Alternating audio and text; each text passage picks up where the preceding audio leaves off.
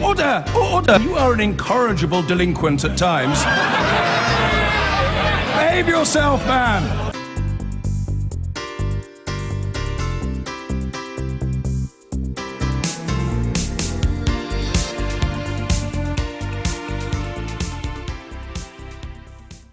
A previously secret court judgment in care proceedings on 6-year-old Ellie Butler and her sibling found that there was enough evidence that her father Ben had been responsible for her death 2 years before his trial took place.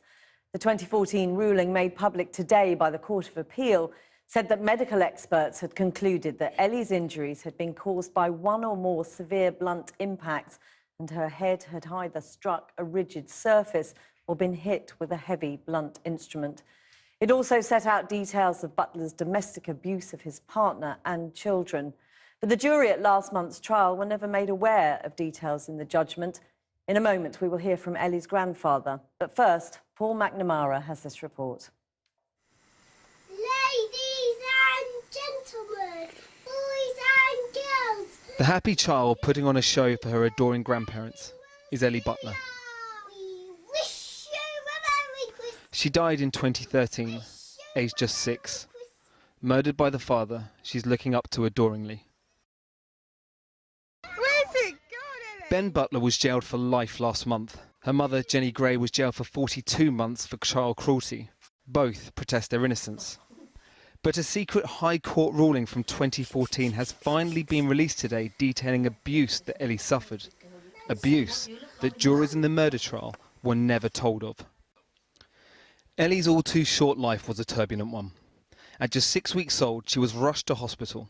Doctors said her injuries were consistent with being violently shaken. Ellie was put into the care of her grandparents, and her father was jailed for 18 months.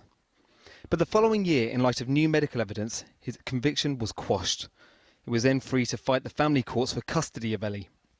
Here, the judge, Mrs. Justice Hogg, ordered a letter be written and circulated exonerating Ben Butler and saying he was the victim of a miscarriage of justice. The local authority says this decision meant there was no way for them to monitor Ellie's safety. Less than a year later, Ellie was dead. She wasn't the only child of Ben Butler and Jenny Gray, though. And after Ellie's death, social services asked the courts to make a finding of the facts ruling to help staff take decisions about the future of this younger sibling. It's taken 2 years for this report to be published. 2 years so that the rights of Ben Butler to a fair trial could be protected. It details a litany of abuses suffered by Ellie and her younger sibling. Abuses, the majority of which are simply too gruesome for us to report. Abuses which the murder trial never heard. In one section describing the violence inflicted on the children, a police expert expressed the opinion that Ellie's sibling had been hit hard with an implement several times. And on Ben Butler's guilt, Mrs. Justice King was sure that the father inflicted the head injury which led to Ellie's death. Yet despite all this, Ben Butler is appealing his murder conviction. There's a big naughty carrot. Can you scare it away? Carrot? There is another point the judgment makes, that for one section of Ellie's short life, she did experience a loving home. It was here, living with her maternal grandparents. Her grandmother died in April before seeing Ben Butler brought to justice and sent to jail. Her grandfather has vowed to fight to keep him there. Well, I'm joined now by Ellie's grandfather, Neil Gray. Mr. Gray, I'm sure, in a way, today's report just confirms what you knew and felt for a very long time. But what do you make of the fact that there was clearly evidence of Ben Butler's cruelty to both children before Ellie was sent back to live with Ben Butler? I mean, what do you feel about that? I think it's terrible, absolutely horrendous. I didn't know about the report until this morning when the police phoned me. But knowing the facts, it's what I always expected. And the fact that this was known before Ellie went back? Yeah. I was horrified, completely, utterly dumb, horrified. And it was a decision that cost Ellie her life, but had serious consequences for her sibling. Now, we're not allowed for legal reasons to say whether that's a boy or a girl. That's true. But the report makes quite clear that both children lived in a toxic environment, violent, abusive, certainly not the environment you would like children brought up in. No. I think it's absolutely horrific. And I blame the judiciary for the many mistakes they've made over this case. You talk about the judiciary. The Serious Case Review also criticised Justice Hogg for her decision to write this quite extraordinary letter, not only exonerating Ben Butler from an earlier conviction, but effectively making any child protection agencies speaking about it or intervening in her life impossible.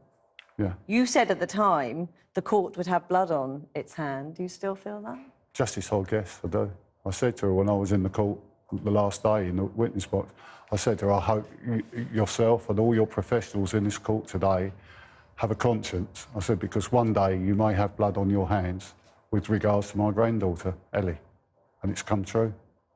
What do you make of the fact that neither Justice Hogg nor anyone from the judiciary took part in the Serious Case Review? Well, it seems as though there's one law for one and there's another law for another, which is totally and utterly wrong. Because would you like Justice Hogg to explain herself? Yes, I would. I would like an apology from her. Utterly. This is why I'm asking for an Article 2 inquiry. Hopefully, in time, we will get that. And then maybe she will be subpoenaed to go to court to answer for her actions. So you will continue to fight for that? Yes, and the independent social workers ought to be subpoenaed to go to court and admit they made mistakes. They made many mistakes. But they would turn around and say they were only doing what Justice Hogg ordered them to do. I mean, it's difficult in all of this. You want Ellie not to be forgotten. No. She brought a lot of joy to you and your late wife's life, didn't she? Very, very much. She was like her own daughter, completely. Though we were in our 60s when we took her on, what else can one do? What do you remember about her? Oh, she was beautiful, bouncy, brainy, cheeky.